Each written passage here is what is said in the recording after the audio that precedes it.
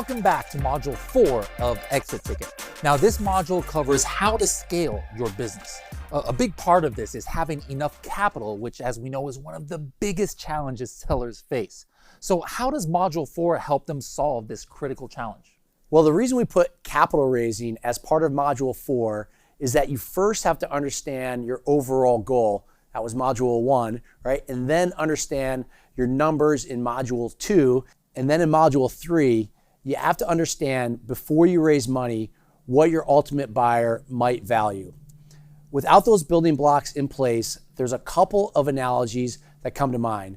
One of them is that if you're driving in the wrong direction, refueling the car with more capital will only serve to take you further away off course. Now that we have that foundation in place with the build it right phase completed, we can talk about the second phase, which is how to actually scale your business. Got it.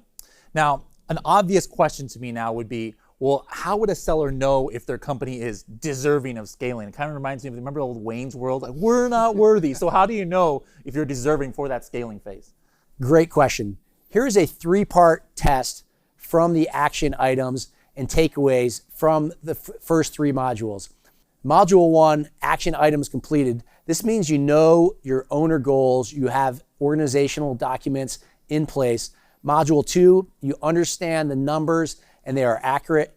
And furthermore, when you assess those numbers, you are able to tell if you have a cash flow problem or a profit problem.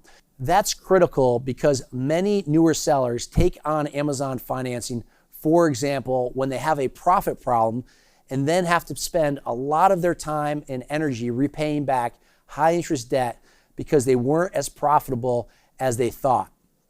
In Module 3, you are building a valuable business. Once those building blocks are in place, the last test is to assess your business across the pillars of valuation as how a buyer would think about you and determine that your business has value. Now, that's really helpful, and I appreciate the point about not scaling things if you're not ready for it. Exactly. But once you have a company that deserves scaling, then the next step, which we cover in this module, is to look at bottlenecks. If you simplify bottlenecks down into the broad categories, most but not all scaling problems have to do with 1, a lack of capital, 2, a lack of knowledge, capability, or 3, a lack of team to get the work done. Here's the key point.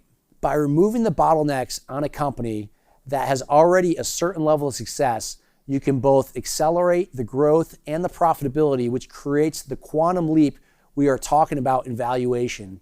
For example, if you are a seller out there who now has a 15% profit and 25% growth on $500,000 of revenue, by removing the bottlenecks, you can double the growth. But also, done right, you can leverage your increased financing capabilities to negotiate better supplier costs because your order volume is now larger. So now you're growing at 50% and you might even have an 18% margin. All right, so let's now get on to scaling.